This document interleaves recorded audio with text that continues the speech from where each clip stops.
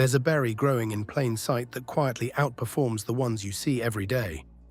Not by a small margin, but by numbers that don't even seem realistic at first glance. It's been here for centuries, used long before modern nutrition labels existed, then slowly pushed out of the conversation without anyone really noticing.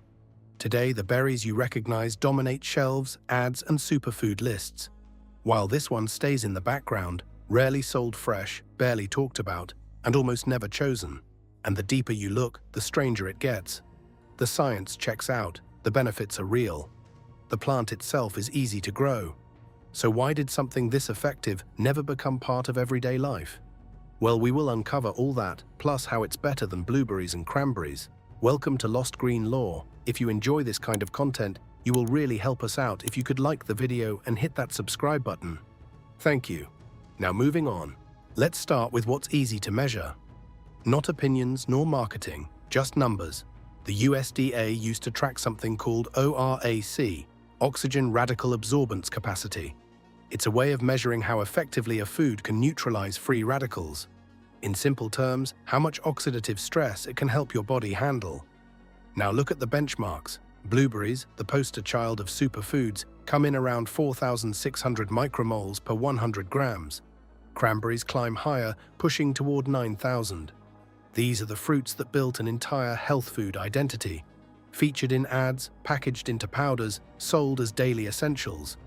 Then there's Aronia, the berry we're talking about today.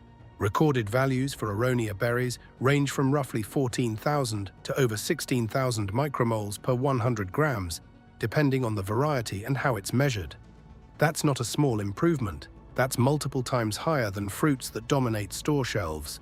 And it's consistent. Independent analyses across different countries and labs keep placing Aronia at or near the top when it comes to total polyphenol and antioxidant content. Not second, not top 5. Right at the top. So pause there for a second. If one berry consistently ranks above blueberries, cranberries, strawberries, everything people already recognize, then the expectation is simple. You should see it everywhere.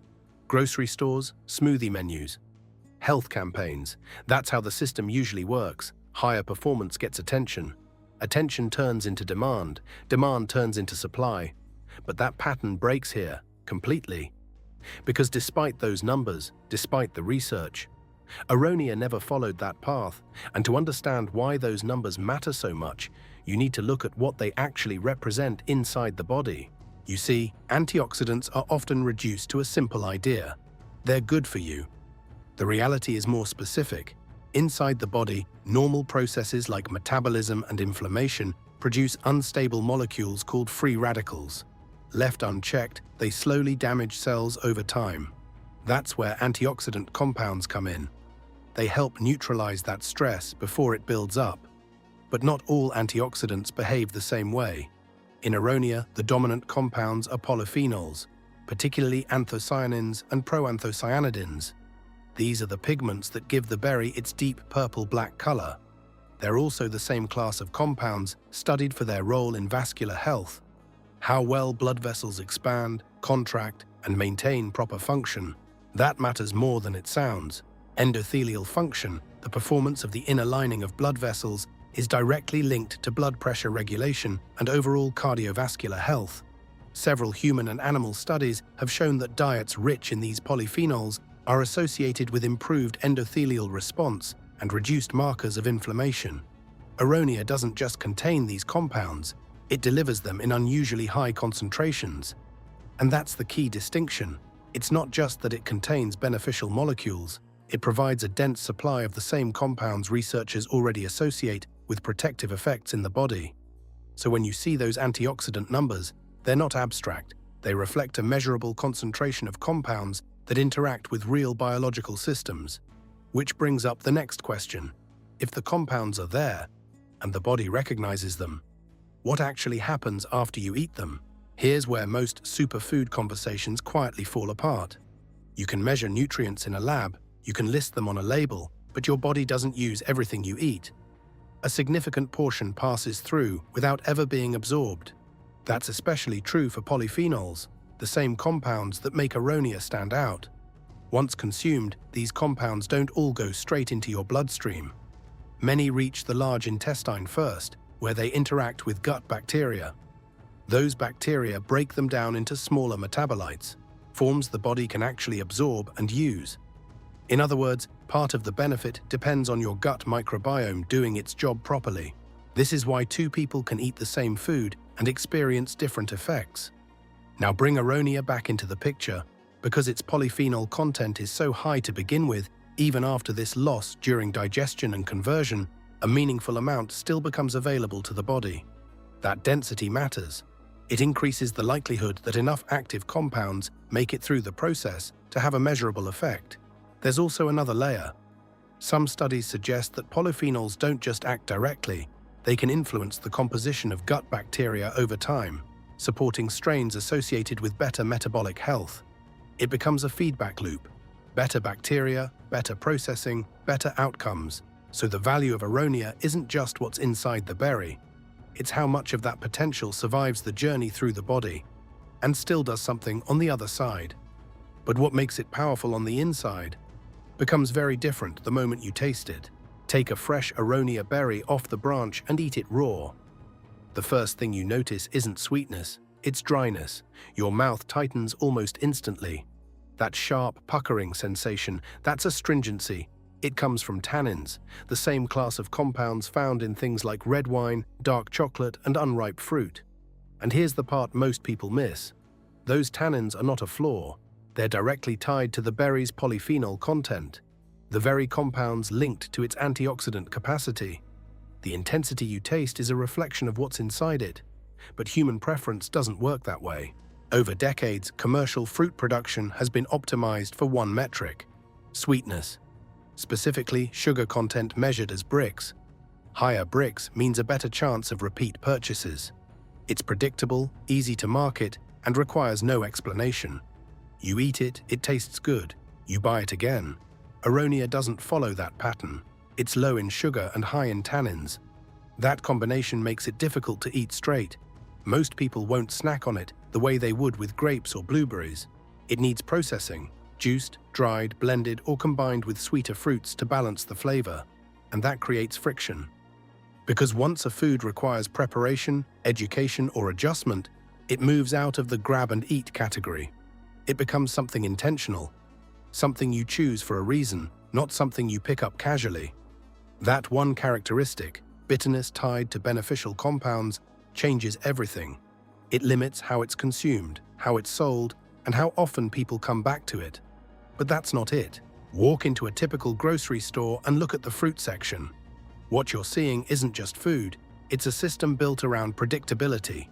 Every item on those shelves has to meet a specific set of conditions: consistent supply, uniform appearance, long enough shelf life, and most importantly, reliable demand. If any one of those breaks, the product doesn't stay. Now place Aronia into that system. First problem: supply consistency. Aronia has historically not been grown at the same industrial scale as blueberries or strawberries. That means fewer large distributors, fewer contracts, and less predictable volume moving through supply chains. Second problem: shelf behavior. Fresh Aronia berries are highly perishable. Without rapid processing or refrigeration logistics already in place, they don't sit comfortably in open retail environments for long periods. Compare that to apples or grapes, which can hold up under standard conditions. Third problem: consumer recognition. Most shoppers don't know what Aronia is, and in retail, unfamiliar products carry risk. If it doesn't sell quickly, it gets replaced. Shelf space is competitive, and stores prioritize items that move fast. Fourth problem: repeat buying behavior. Sweet fruits drive impulse purchases. Bitter, astringent fruits don't. Even if someone tries Aronia once, the likelihood of immediate repeat purchase is lower without prior understanding of how to use it. So the issue isn't just that Aronia is overlooked, it's that it doesn't naturally align with the structure that decides what gets stocked, promoted, and restocked. There is also the agricultural problem. Look at how most commercial crops are designed to work. They're not just planted and left alone. They depend on inputs: fertilizers to boost growth, pesticides to control insects, fungicides to prevent disease, irrigation systems to manage water. Each season comes with a cycle of maintenance, adjustment, and cost. That's the structure modern agriculture is built around. Now compare that to Aronia. Aronia is a perennial shrub. Once established, it can produce fruit for decades, often 20 to 30 years, from the same plant.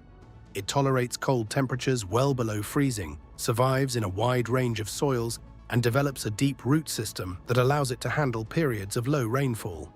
Then there's pest pressure.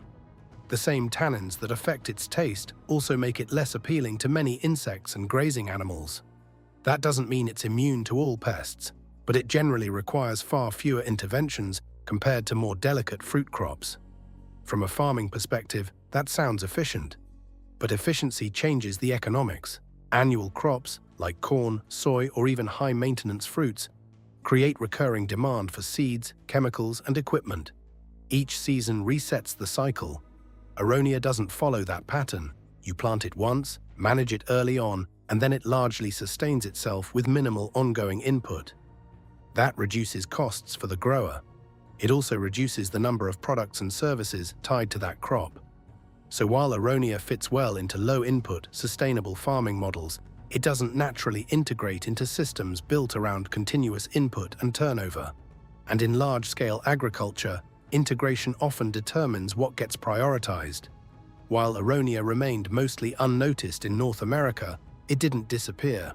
It moved, quietly, and found a place where its traits actually made sense. In the early to mid-20th century, Eastern European researchers began studying hardy fruit crops that could survive harsh winters and still deliver nutritional value. Aronia fit that profile almost perfectly.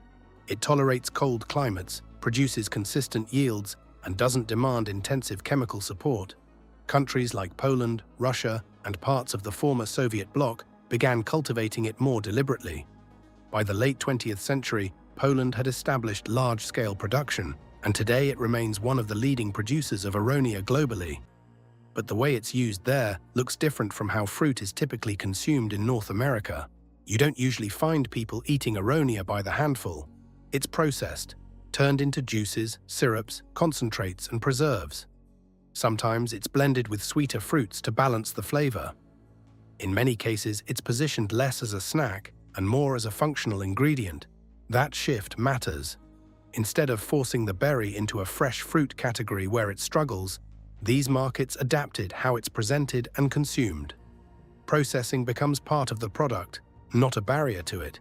And once that adjustment is made, the same qualities that limit it elsewhere, its intensity, its astringency, become useful. They concentrate well, they store well, they integrate into other foods without losing their core properties. So while one system overlooked it, another built around it, not by changing the plant, but by changing how it's used. Now that you know this exists, are you going to ignore it or actually try it? Comment down below as you leave a like, subscribe, and turn on the notification bell for more amazing videos like this one.